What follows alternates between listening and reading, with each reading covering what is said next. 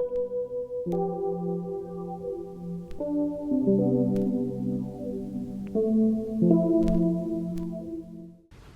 everyone, welcome back to my channel. It's been a little while since I have posted a room tour, I guess. I did post a few room tours back last year, soon after I moved into this place and then when I had rejigged a little bit. But it's always been a work in progress, and I think that's just the way it always is. It still is. But I like to share with you the updates and how I've changed things, because I really like to see the process of how someone declutters and minimizes and works towards the life that they want, rather than just showing the end result. So that's what I'm hoping to share with you in this video. Plus I'm going to give you 5 tips to declutter at the end of the tour, to help you feel more inspired to spring clean and kind of get rid of all that excess stuff that you don't need. So stay tuned to the end of the video for those 5 tips, and let's jump right into the tour. So as we walk towards the living room, this is what we see. Here's a brief overview.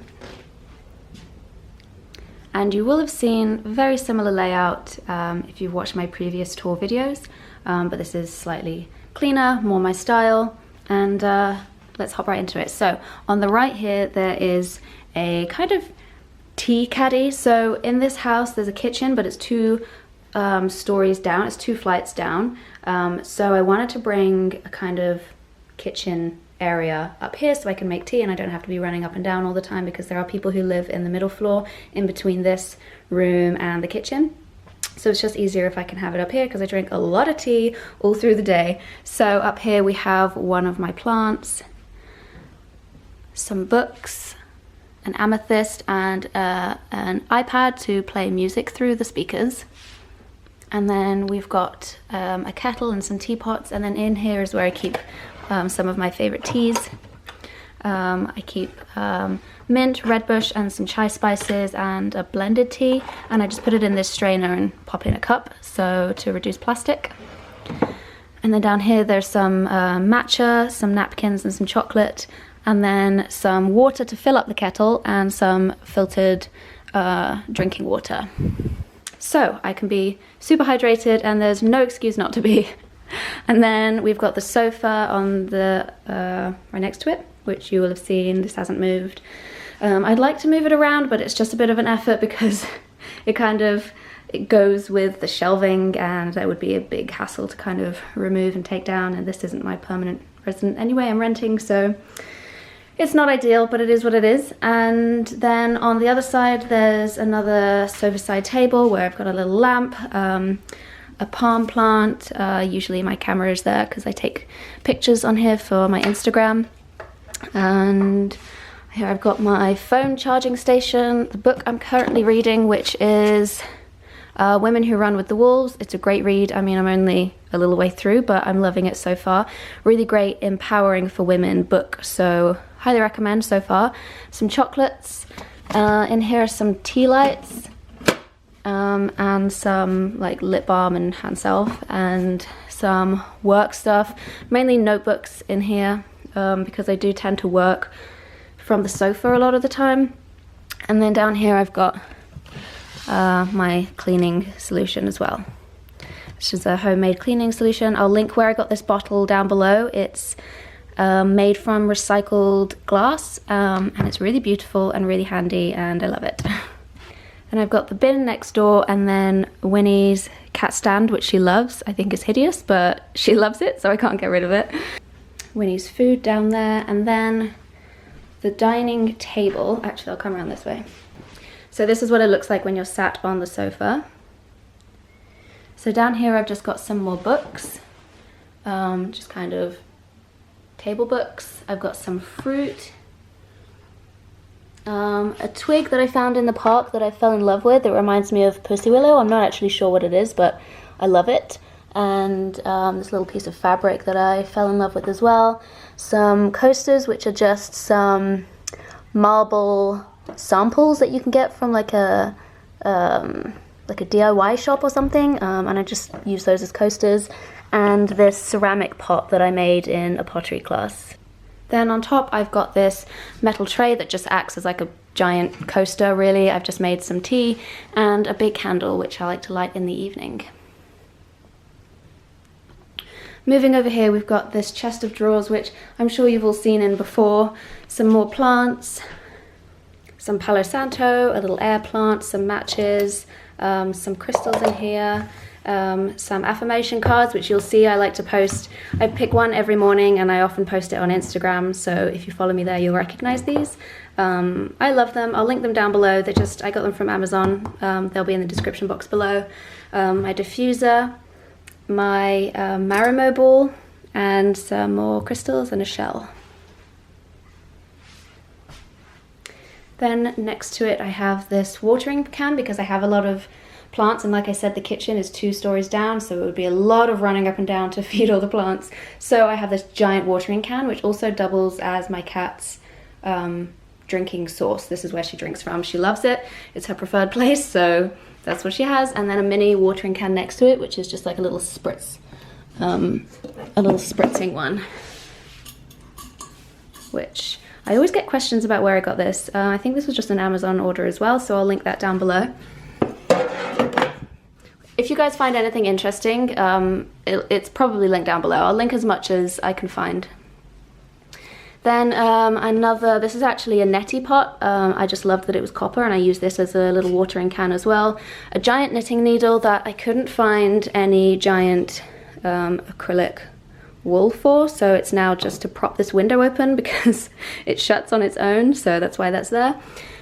A cactus, some sage because I like to burn that in the morning, some more crystals, a little piece of fabric. It's like a pouch that I just thought was beautiful that is just decorating there, another crystal, a candle, and some fairy lights. Then over in this corner is the main difference. It used to be my big trunk that was there. I've now moved it to the bedroom because I prefer just open spaces. So now I just have this meditation stool and a little blanket, some fresh flowers, a big palm, and my hanging plant up there with the clock. Now the main reason for moving this around was because I wanted more floor space. As you'll notice, I used to have a big carpet here as well, and I've removed that. I just wanted more space to roll out my yoga mat in the morning without having to move furniture around every time and then pack it back away.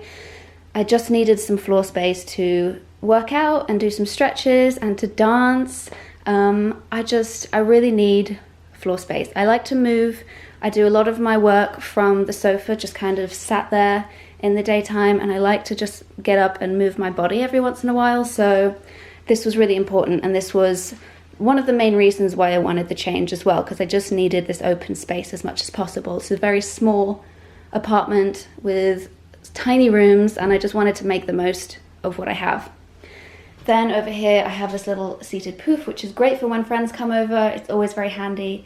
And this little rug underneath, which actually I move this and then use this little rug to practice my headstands most mornings against this wall. So super handy and really cute. And then this hasn't changed. Back here is still the projector screen where I keep my yoga mat and an acupressure mat, and I think my yoga cleaning spray is in there somewhere as well. And then the giant wardrobe of doom, which I really don't like. It's too big. I don't even halfway fill it. This side is my side and it's very empty and I don't like it. But this is the kind of stuff we have to work with. This isn't my perfected home with all the stuff that I would absolutely love to have in it. This beast is the bane of my existence, but we work with what we've got. Another tip is to add mirrors. So when I come into this room, this giant wardrobe kind of sticks out like a sore thumb and is really invasive in the room. So I lent my mirror up against it to kind of just open the space a little bit, make it look a little bit bigger and a little bit more airy. Then I have just one of my cardigans hanging on it. And you guys have all seen this. Little doorstop. A little doorstop. That one's mainly decorative. And there I am. Hello. And that's about it. I didn't want to go into too much detail about everything just because I've already done that in 2 previous videos. So if you wanted to look in more detail, it's slightly different, but basically the same things. Have a look at those videos. But this is what it's currently looking at as of spring 2018.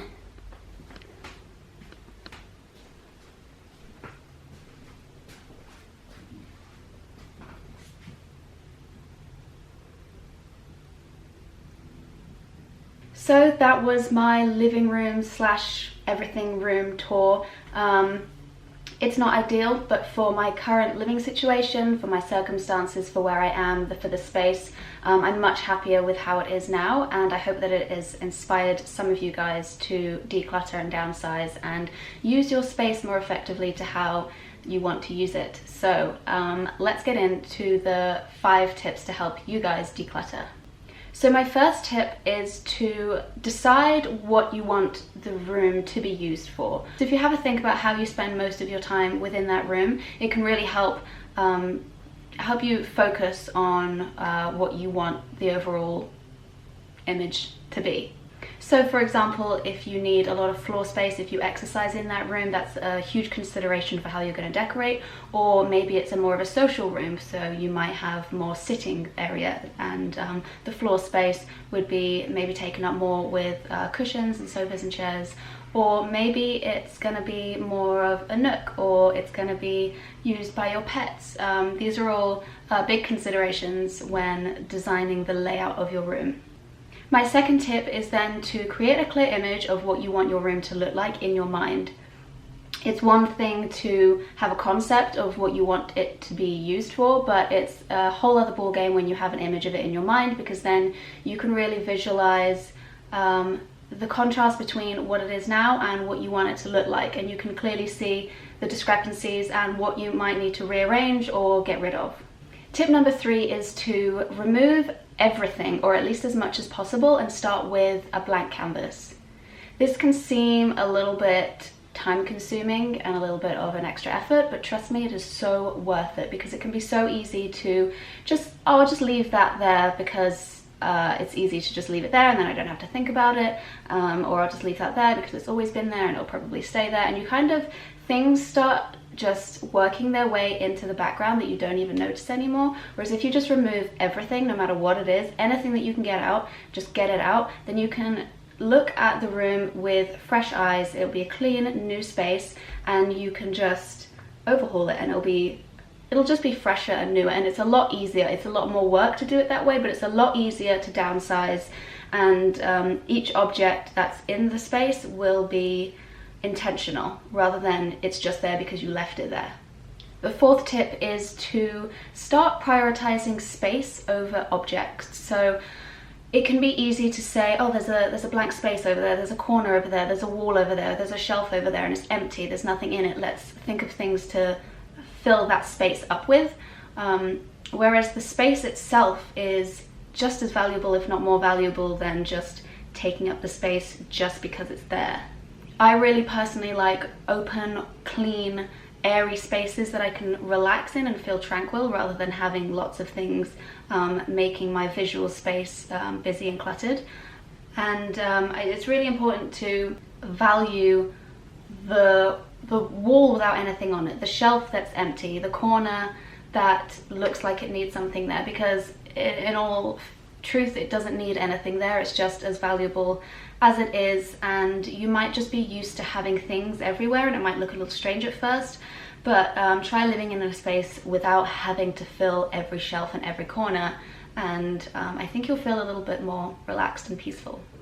My 5th tip is, if you're having trouble decluttering and it's a real struggle, and you maybe have some hoarder mentalities, or you're just finding it really difficult for whatever reason, I would suggest instead of going full in and throwing things out that you feel like you might regret later, take some objects out and put them in another room, or put them in a box away for just a little while, and see how you feel living in this space, almost like a test run. And once you've lived in the space without these items for a little while, you can open the box or go and bring them back in and see if they really fit with your new vibes.